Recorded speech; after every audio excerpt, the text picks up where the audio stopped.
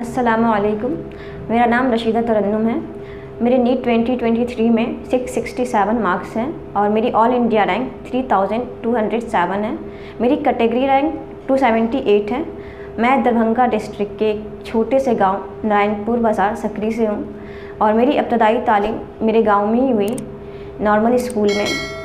और higher education के लिए मैं दिल्ली आई। जामिया से मैंने 12th पास आउट किया है और फिर मैंने यहाँ पे शाइन एकेडमी ज्वाइन किया और मेरा नीट फाइनली क्रैक हुआ इस साल। अब मैं आपको ये बताना चाहूँगी कि मुझे डॉक्टर बनने का ख़्याल क्यों आया। मतलब कुछ करने के लिए हर किसी को अपना मोटिवेशन होता है। मेरा मोटिवेशन था, मतलब मुझे कभी मेडिकल में नहीं आना था क्योंकि मुझे मैथ्स ज़्यादा अच्छी लगती थी। जब मैं 10th में थी तो मेरी भांजी हॉस्पिटल में एडमिट थी और मुझे वहाँ पे 6 दिन रहना पड़ा कंटिन्यू। वहाँ पे जो हॉस्पिटल में डॉक्टर्स का रवैया था वो बहुत अजीब सा था, बहुत रूड था, जो मुझे बहुत अच्छा नहीं लगा, बुरा लगा था।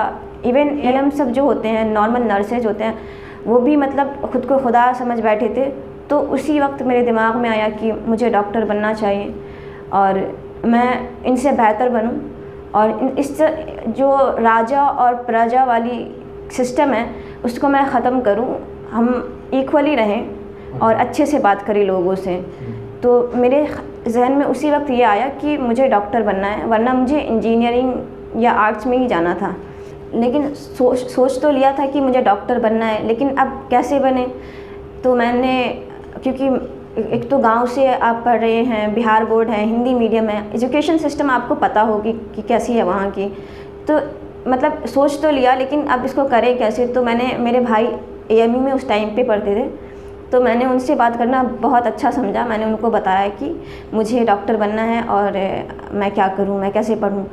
तो उन्होंने फिर मुझे बुक्स भेजी बहुत सारी एएमयू की तैयारी के लिए।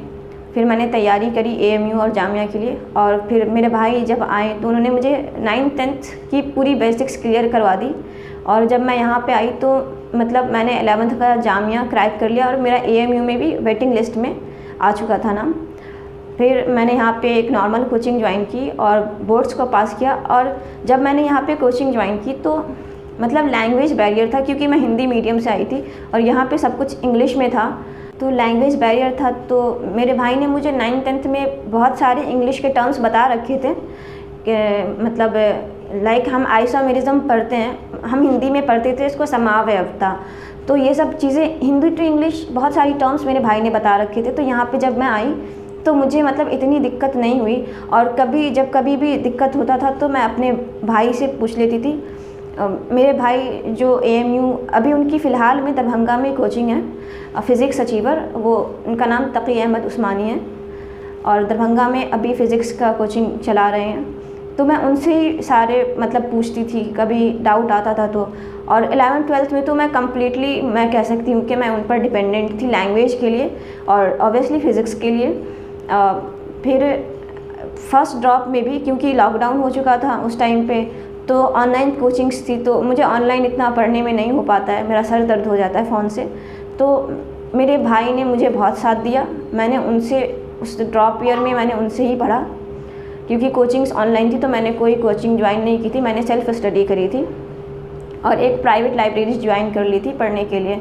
फिर फर्स्ट ड्रॉप के बाद जब अच्छे मार्क्स आए मेरे, तो मेरे घर में लोगों को जज्बा आया कि वो मतलब कर सकती है। तो उन्होंने मुझे एक यहाँ पे कोचिंग शाइन एकेडमी, शाइन बाग में ही है, उसमें दाखिला दिलवा दिया। और उस टाइम पे कोचिंग की फ़ीस बहुत कम थी और मेरे मार्क्स काफ़ी अच्छे थे, तो मुझे 90% ऑफ मिला। मतलब मेरी एकेडमिक फ़ीस सिर्फ 8,000 थी पूरे ईयर की।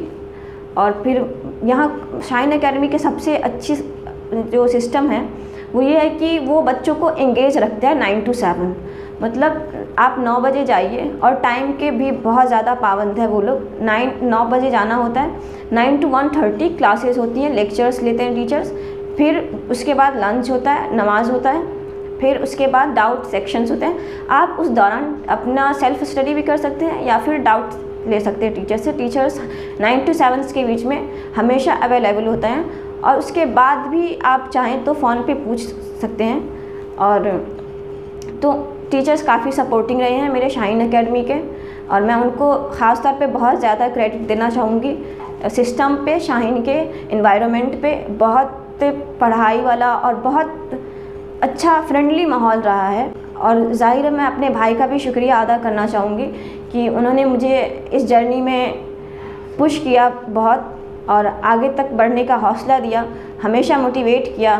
कभी बहुत बीच में डिमोटिवेशन हुई मुझे, सबको होती है क्योंकि ज़ाहिर है होनी चाहिए, तो वो मुझे भी हुआ। तो वो हमेशा मुझे गाइड करते थे, समझाते थे, इस्लामिक वे में, नॉर्मल दुनियावी में, सब तरीके से समझाते थे। मेरी फ़िज़िक्स में बहुत अच्छी स्कोर है, मेरे 160 मार्क्स आए हैं इस बार नीट में। तो वो मैं कह सकती हूँ कि मेरी बेसिक्स बहुत क्लियर थी। लाइक 9th से मैंने बहुत अच्छे से फ़िज़िक्स को पढ़ रखा था। फ़िज़िक्स का मुझे कभी टेंशन नहीं था। इवन मैंने इस साल भी फ़िज़िक्स के फॉर्मूले को इतना तवज्जो नहीं दिया क्योंकि मेरा वीक पोर्शन थोड़ा बायो था, मैंने उस पर बहुत तवज्जो दिया और मैंने उसको बहुत अच्छे से किया। फ़िज़िक्स हमेशा से मेरा सही था क्योंकि मैं मतलब मेरे भाई ने मेरा बेसिक बहुत क्लियर कर दिया था। तो जब मैं पढ़ती थी तो वो बहुत आसानी से टीचर्स की बातें समझ में आ जाती थी, तो इसीलिए मेरा फ़िज़िक्स काफ़ी अच्छा रहा। और केमिस्ट्री भी अच्छे मार्क्स आए, मेरे 156 हैं केमिस्ट्री में। बायो में मेरे 351 है। लास्ट में यही कहना चाहूँगी कि मतलब मैं अपने बात को समराइज़ कर रही हूँ कि अगर इस साल जिनका नहीं हुआ है वो डिमोटिवेट ना हो, वो अपना हौसला कायम रखें और मेहनत करें, क्योंकि आप इतना मेहनत करके छोड़ रहे हैं तो ये बेवकूफ़ी कह सकते हैं, क्योंकि फिर मेहनत करने का कोई फ़ायदा नहीं है। आपने 1 साल 2 साल वेस्ट कर दिया, आप ईद पर, बकरीद पर घर नहीं जा रहे, अपने फेस्टिवल्स पे घर नहीं जा रहे हैं जस्ट बिकॉज़ कि आपको ये पूरा करना था, और आप एंड मोमेंट पर आकर छोड़ेंगे तो फिर मेहनत का कोई फ़ायदा नहीं है। तो अल्लाह पर भरोसा रखें और मेहनत करें।